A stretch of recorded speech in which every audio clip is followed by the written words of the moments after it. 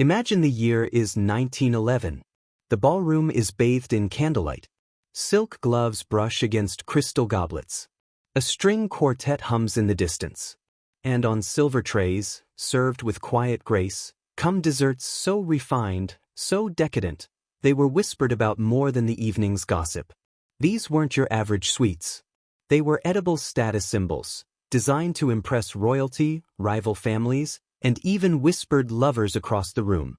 But today, most of them are forgotten. The flavors lost. The recipes buried. Until now. In this episode, we're uncovering 13 high-class American desserts from 1911, dishes once reserved for the elite, now almost erased from memory. So pull up a velvet chair, pour yourself some tea, and let's step back into a time when dessert wasn't just a treat. It was an art. At first glance, it looked like sunlight caught in a crystal dish. Peach Bavarian cream with gold leaf, a dessert not just made, but composed, like music for the aristocratic palate. Served in the grand ballrooms of 1911, this was no ordinary pudding. It was light, chilled, and impossibly smooth. The base? A custard enriched with heavy cream, whipped to a mousse-like airiness, then folded with fresh peach puree harvested at the peak of ripeness, fragrant, sweet, and golden as a summer afternoon. But it wasn't the texture alone that made it elite. What truly set it apart was the finish. A delicate layer of 24-karat gold leaf floated just atop the peachy surface. Not for taste, but for spectacle, to reflect candlelight, to signal status. At a time when America's elite spared no expense at dinner parties, gold leaf on a dessert wasn't seen as wasteful, it was seen as expected. To eat this dessert was to consume luxury itself. And yet today, it's vanished. You won't find this creamy, gilded masterpiece in any modern cookbook. No restaurants, no weddings. Just silence where once it shimmered. There was a time when a dessert didn't just end the meal. It stole the show. Enter the grape Charlotte Russe, a masterpiece once found on the dessert tables of America's high society in 1911. Picture this. A ring of delicate ladyfingers, standing upright like soldiers in a royal guard, encircling a chilled, silken Bavarian cream infused with fresh grape essence. Not just any grapes, but Concords or Champagnes, picked in early autumn, their juices folded into the cream until it was just barely tinted purple, soft, floral, and full of perfume. And on top, a cascade of sugared grape clusters, glistening like amethysts under gaslight chandeliers. Served in cut glass molds or silver ramekins, the grape Charlotte wasn't just dessert. It was architecture. Very regal. This dish was designed to impress both the tongue and the eye, often wheeled out at the end of 10-course meals, where whispers followed the presentation. It reflected the era's obsession with French culinary fashion, yet carried a bold American twist with local fruits and showy presentation. Today, it's nearly extinct. Forgotten in dusty cookbooks, replaced by faster sweets, and robbed of its former glory. But in 1911, this Charlotte was the queen of the ballroom. In an era when elegance was expected and indulgence was a language. The Madeira-scented fruit compote whispered of refinement and restraint. It may not look extravagant by modern standards, no towering layers, no golden finishes. But in 1911, this was the dessert that lingered in the minds of the well-mannered elite. Served in cold, cut glass goblets, the compote shimmered like stained glass under the flicker of ballroom chandeliers. Each spoonful offered not just sweetness, but a quiet performance. The fruit was always seasonal: poached pears, stewed apricots, tart cherries, and slices of plum, slow-simmered in a syrup kissed with Madeira wine, one of the most fashionable fortified wines of the time. Madeira wasn't just chosen for taste. It was symbolic. Imported from the Portuguese Isles, it represented status, worldliness, and a cultured palate. The compote's aroma was warm, almost spiced, like the echo of something familiar yet elevated. Vanilla, orange peel, and clove might round out the flavor, depending on the hostess's hand. This dessert was often served chilled, a necessary grace in the heat of crowded ballroom halls. And though it may seem simple today, that subtlety was its power. It didn't shout. It whispered sophistication. No heavy custards. No elaborate sugar work. Just the essence of well-treated fruit, made noble by time, wine, and restraint. Guests were expected to savor it slowly, spoon by spoon, as the final waltz played and goodbyes hung in the air. Today, you'll rarely see it mentioned. But back then, the Madeira fruit compote wasn't just a dessert. It was the final note of a perfectly composed evening. Not every course in a Gilded Age banquet was meant to dazzle with sugar and cream. Some were designed to reset the senses. Among the shimmering crystal and porcelain of a 1911 ballroom supper, you might find something entirely unexpected between the rich confections. A chilled, delicate watercress and endive salad, lightly dressed in violet-scented vinegar. This was not a main course. Not even a true side. It was what the upper class called a palate cleanser, a moment of contrast, precision, and restraint between sweeter indulgences. The watercress, peppery and bright, brought freshness. The endive, pale and bitter, added texture and complexity. But it was the violet vinegar that truly made this dish a curiosity of elegance. Made by steeping wild violet petals in white wine vinegar for weeks, the result was subtle, floral, and gently acidic, a perfume on the tongue. A culinary echo of the season. It didn't shout flavor. It whispered luxury. Served on small porcelain plates, often with chilled silver forks, this salad was offered before the final desserts, not as a filler, but as a moment of reset. A quiet breath. The upper class believed this sharp, floral touch revived the taste buds, making the following sweets feel even more indulgent. Today, it's almost completely forgotten. But back in 1911, a simple salad like this, fresh, floral, and fleeting, proved that true sophistication wasn't always about how much you added, but what you chose to hold back. As the final waltz drifted through the grand ballroom, and guests loosened their silk gloves in quiet conversation, something surprising would be passed on silver trays. Savory finger sandwiches. Specifically, potted shrimps with tarragon butter, tucked between slices of crustless white bread. A dish that today might feel more like afternoon tea, but in 1911, it was the height of post-dessert sophistication. The concept was clever, even indulgent sweets could be overwhelming in a multi-course meal. And so, before coffee or cordials were served, a savory bite helped rebalance the palate. The shrimps were gently poached, then mixed with clarified butter, sea salt, white pepper, and a touch of mace or cayenne, preserving them in a smooth, spreadable form known as potted. But it was the tarragon butter that elevated the entire affair. Delicately aromatic, with notes of anise and fennel, the herb was folded into fresh cream butter and slathered onto each sandwich slice. The pairing of rich shrimp and fragrant herb wasn't heavy, it was subtle, layered, and designed to leave just a trace of brininess on the tongue. Served in precise triangles, stacked in tiers, and garnished with sprigs of parsley or edible flowers, these sandwiches were more than a snack. They were a signal. A gentle way of telling guests that the evening was winding down, that indulgence was giving way to calm, that richness had found its final contrast. Today, this course is all but lost. But back in 1911, these shrimp and tarragon finger sandwiches were a graceful bow at the end of a culinary performance. It shimmered like sunlight caught in crystal. Champagne gelée with sliced peaches, the most delicate dessert to ever grace a Gilded Age supper table. In 1911, this dish was the ultimate display of refinement. Not overly rich, not too sweet, just precise elegance, captured in gelatin and glass. The base was fine French champagne, gently warmed with a touch of sugar and bloomed gelatin, until it thickened into a crystal-clear jelly, not rubbery, but silken, just barely set. Inside it, paper-thin slices of ripe white peaches, their edges curling like flower petals, suspended in the golden sparkle. Some versions added a drop of orange blossom water or a whisper of elderflower. But the real luxury came from what wasn't said, the restraint, the clarity. These gellies were chilled in cut crystal bowls or individual silver molds, and served cold, just as the night's air began to soften and the orchestra moved into its final set. Guests didn't devour them. They admired them. Spoons slid through the jelly with barely a sound. The champagne fizz may have long since settled, but the romance remained, in the bubbles captured mid-suspension, and in the fruit's delicate fragrance, still intact despite the cold. This was a dessert of texture and temperature, meant not to overwhelm the palate, but to leave it floating. Gentle. Almost ethereal. Today, such gellies are seen as relics of another time.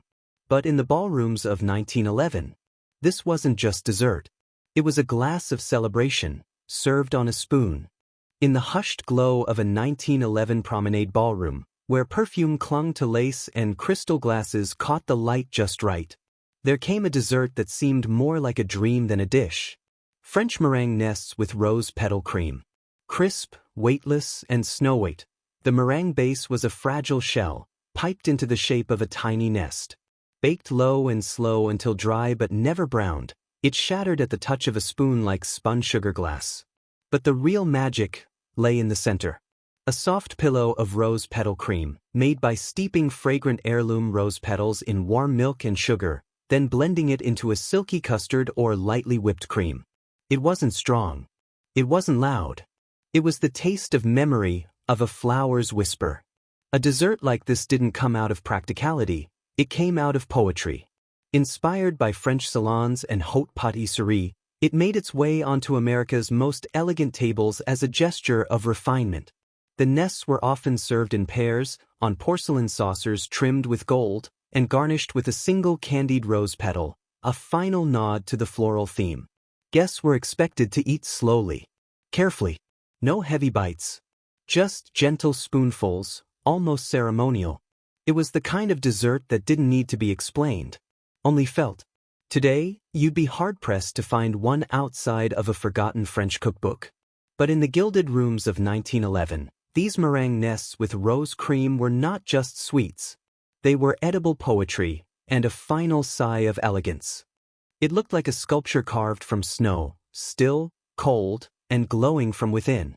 Vanilla blancmange, crowned with crystallized violets, a dessert that once defined delicacy in the grand dining rooms of 1911. At first bite, it was smooth as silk. The blancmange, made from thickened sweetened milk and a touch of gelatin or cornstarch, had the texture of velvet and the taste of pure, true Madagascar vanilla, not synthetic, not overpowering, but warm, round, and luxurious. But what made it unforgettable was the garnish. Violets, hand-picked in the spring, dipped gently in egg white, and rolled in superfine sugar. Left to dry for days, they transformed into tiny purple jewels, crisp, fragrant, and impossibly elegant. These weren't just decoration. They were a statement, a symbol of gentility, floral fashion, and attention to the ephemeral. In an age obsessed with refinement, blancmange was beloved for its restraint. No bold colors. No dramatic flavors. Just grace, pure, pale, and barely sweet. Served in molded domes or delicate teacups, often on lace-lined trays, this dessert appeared just before the coffee was poured, often in the hands of white-gloved footmen.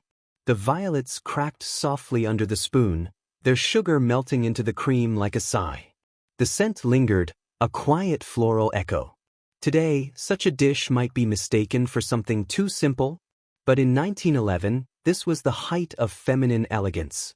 A dessert not just for the body, but for the eyes, the nose, the memory. It wasn't just served. It was presented.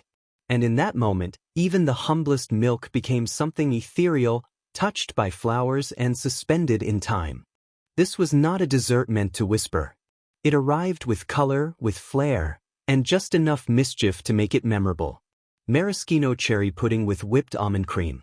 In the refined dining rooms of 1911, where every plate told a story and every flavor had a place, this dish stood out like a jewel in a cabinet of porcelain. The pudding itself was soft and yielding, made with finely milled breadcrumbs or rice flour, gently cooked with milk, egg yolks, and sugar until thick. But the heart of the dish, its soul, was the maraschino cherry. Back then, these were no artificially red, syrup-soaked cherries from a jar. The original maraschino cherry was soaked in luxurious marasca liqueur, imported from Dalmatia, and prized for its subtle bitterness and perfumed sweetness. The cherries were folded through the pudding in generous handfuls, tinting the cream a pale blush and offering bursts of fruit and flavor in every spoonful. But it didn't stop there. On top came a soft, white whipped almond cream, made not with extract, but with blanched almonds soaked and pressed for their milk, then folded into fresh whipped cream until it was light and fragrant. The contrast was stunning, the tart sweet of cherry, the cool, nutty cream, the soft body of the pudding beneath. It was a dessert that felt festive, the kind you might see served at an engagement supper, a winter ball, or a farewell toast. And when it was presented, often in ornate cut-glass compote bowls or crystal-stem dessert glasses, it didn't just look elegant, it glowed. Today, it's all but forgotten. But once, this cherry pudding was the sweet note that made every guest stay just a little longer. In a ballroom lit by gaslight and perfume, some desserts were not just savored, they were admired. Orange blossom éclairs with custard filling were one such creation. Inspired by French pâtisserie but tailored for America's high society, these éclairs were more than just pastries, they were an experience. The shell was classic pâte à choux, a delicate dough cooked on the stove, piped into slender lengths, and baked until crisp on the outside and hollow within. But it was the filling that transformed them from simple to sublime. A smooth, pale yellow custard, rich with egg yolks and real vanilla, infused gently with orange blossom water, that delicate floral essence used in both Middle Eastern desserts and Parisian creams. The result was something quietly magical, a scent like spring air, a flavor like citrus and flowers held in soft suspension. Once filled, the éclairs were glazed, but not with chocolate. Instead, a clear citrus glaze, sometimes tinted the softest peach or pearl, was brushed over the top and finished with a few candied orange peels or edible blossoms. These were not messy street confections. They were refined, delicate, made to be eaten in 2 graceful bites with silver dessert forks. Served on white china, often beside cups of Darjeeling or early coffee service, the orange blossom éclairs were typically the final sweet, a closing note of grace before conversation faded into goodbyes. Today, their memory lingers only in old menus and forgotten recipe journals. But in 1911, they were a bite of springtime, a breath of citrus perfume, and one last whisper of elegance before the curtain fell on the night. Not all desserts in 1911 whispered. Some entered the ballroom with weight, richness, and silence. The Viennese chocolate torte was one such dish, heavy with history, dense with meaning, and unforgettable in every sense. Imported not from France or New York pâtisseries, but from the heart of Austria-Hungary, this dessert carried with it a deep European heritage, where coffee houses and royal courts alike prized its dark, intense flavor. The torte was no sponge. It was a moist, flourless chocolate cake, made with finely ground almonds, butter, eggs, and deep bittersweet cocoa, baked until just set, its center still slightly creamy, almost truffle-like. Between its layers, a thin spread of apricot preserves, just enough to brighten the richness and offer a touch of tang beneath the dark. But it was the finish that caught the eye. The entire cake was cloaked in a smooth, glossy chocolate ganache, poured warm, then left to set until it gleamed like polished marble. Around its edges and crown, whipped cream rosettes were piped, not for decoration alone, but to offer contrast. Lightness against density. Guests sliced carefully, almost reverently. Each bite was bold, intense cocoa, soft sponge, cool cream. It lingered. Served on porcelain cake plates, often with a long dessert fork and a final glass of Madeira or port, this was the anchor of the evening's sweets, the one that said, "We have arrived at the end." Today, its descendants live on in cafes and bakeries. But this original torte, the true Viennese indulgence, is rare, heavy with history, and touched with the glamour of a fading empire. In 1911, this dessert didn't ask for attention. It commanded it. There are some desserts so light, they feel more like a breath than a bite. In 1911, no dish captured that sensation quite like the lemon balm snow pudding, topped with a sliver of candied angelica, a dessert born of gardens, not factories. It began with a base of fresh lemon balm, an herb long associated with calm, clarity, and old-world charm. Its leaves were steeped like tea, releasing a soft citrus aroma, gentler than lemon but brighter than mint. That fragrant liquid was sweetened, then mixed with egg whites beaten to stiff, snowy peaks. The result? A cloud-like mousse, nearly weightless, chilled until firm enough to quiver on the plate, barely holding its shape. This was known as a snow pudding, a Victorian-era delicacy that traded richness for refinement, cream for clarity. On top, a thin slice of candied angelica root was draped, not just for color, but for story. Angelica, with its pale green hue and subtle licorice note, was considered almost medicinal at the time. Grown in estate gardens, carefully preserved in sugar, and used sparingly as a decorative flourish. The pudding was served in crystal dishes or shallow compote bowls, often with pressed flowers or lace doilies underneath. It was the pause before the end, the dessert that asked guests to slow down, breathe in the herbs, and reflect. Light, floral, and ephemeral. This dish stood in quiet contrast to the heavy chocolates and custards that came before. Today, snow puddings are almost entirely forgotten. But in 1911, they were a final whisper of grace. A moment when dessert didn't shout, didn't shine. It simply floated. And then, like a breeze in a garden, it was gone. And finally, we end not with extravagance, but with intimacy. Miniature plum pies, baked in individual silver molds, served warm as the final gift of the evening.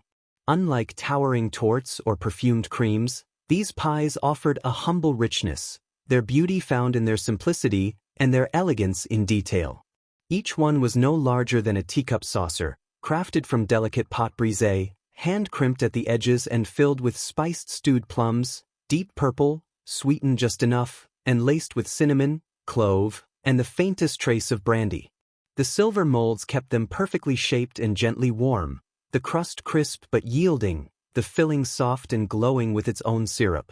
These weren't mass-served. Each guest received their own, a personal, final indulgence that felt both comforting and curated. Paired with a final pour of sherry or dark roast coffee, this dessert marked the true close of the night, a moment where laughter quieted, gloves were retrieved, and carriages were summoned. And just like that, the last course was served. 13 desserts. 13 forgotten masterpieces. Echoes from a world where flavor was memory and food was an art form. If these lost recipes moved you, if they stirred some corner of curiosity or nostalgia, then you, my friend, are part of this revival. So stay with us. Subscribe. Because here, we don't just cook. We resurrect history, one forgotten dish at a time.